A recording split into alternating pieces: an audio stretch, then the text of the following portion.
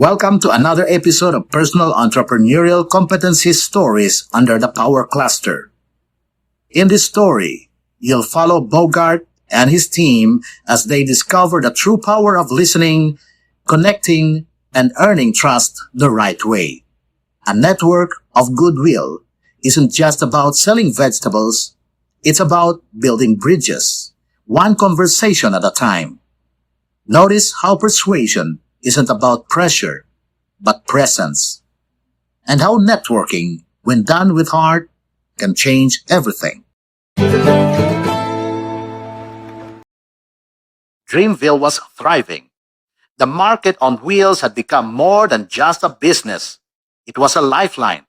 Fresh produce delivered on schedule, villagers engaged in planning, and community pride bloomed alongside the crops. But Bogart knew something. The system they built was strong, yet limited. Their reach was still small. There were nearby barangays without access to fresh goods, communities relying on inconsistent supplies. And Bogart had a dream bigger than Dreamville, to scale their services and reach more people. Moonsprint Village, South Waterville, and Red Soilville. 3 barangays within 20 kilometers. If we could set up hubs there, our farmers could triple their sales. That's ambitious, Bogart, but how do we get in? Those towns already have suppliers. And gatekeepers. We're outsiders to them. To take the next step, they needed more than logistics. They needed influence. They needed connections. In Moonsprint Village, just beyond the hills of Dreamville, lived Doña Soledad Herrera, a respected retired teacher, business matriarch, and the de facto voice of the barangay's council. Her word carried weight. If Bogart could win her trust, opportunities would open like floodgates. But Doña Soledad was known for her high standards and her skepticism of newcomers with fancy ideas. She once rejected a pharmacy from setting up shop because they didn't consult her first. Are you sure we should approach her?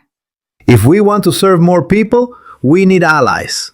I'm going to Moonsprint Village tomorrow. I want her to hear our story, from me. And so Bogart prepared not just a proposal, but a persuasive case rooted in community, values, and shared vision.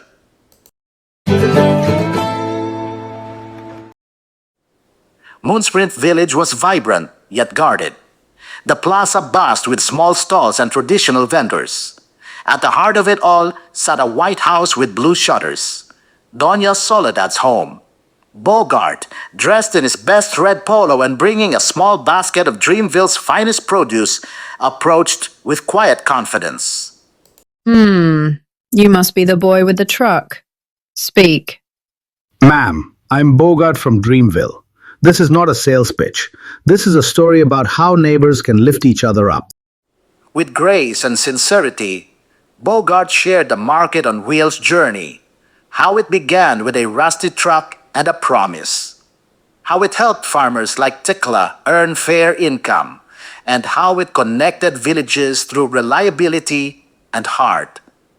We don't just sell goods. We build trust. We listen, we adapt. I'm not asking to compete, I'm asking to collaborate. To serve your people as we serve our own. You're bold, young man, and sincere.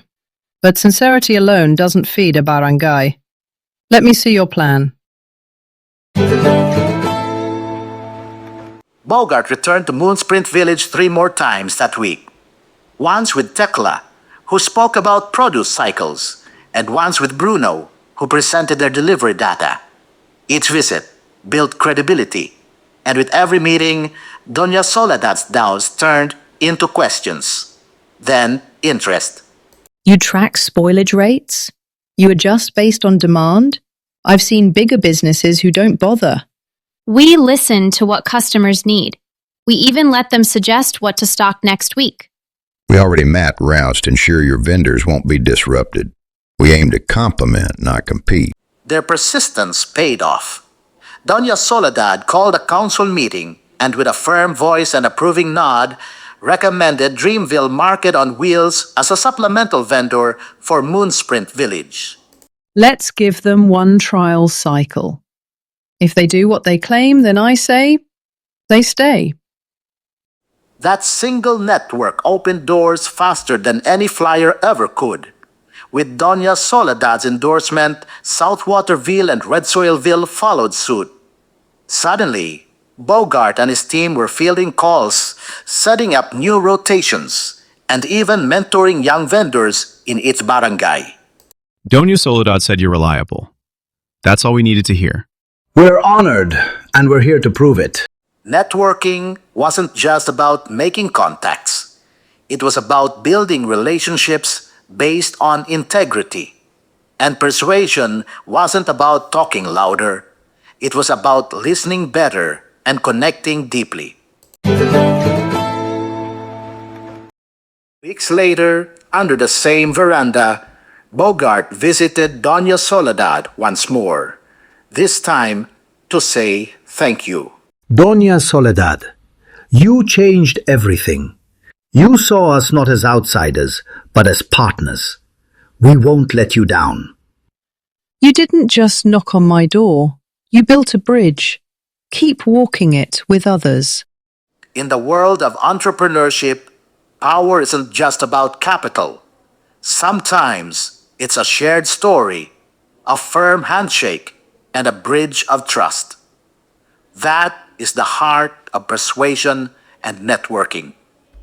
Successful entrepreneurs know how to connect with people, they listen, present ideas with clarity, and build trust that leads to mutual growth. Networking isn't about using people, it's about growing with them. Your network is your net worth, but only if it's built on trust.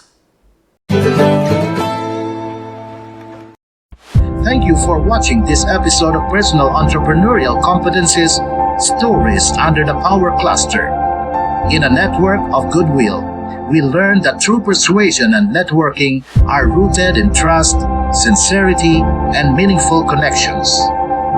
Join us next time for the final episode, where we explore the power of self-confidence, believing in your vision before the world does. This portion is brought to you by Jovencius.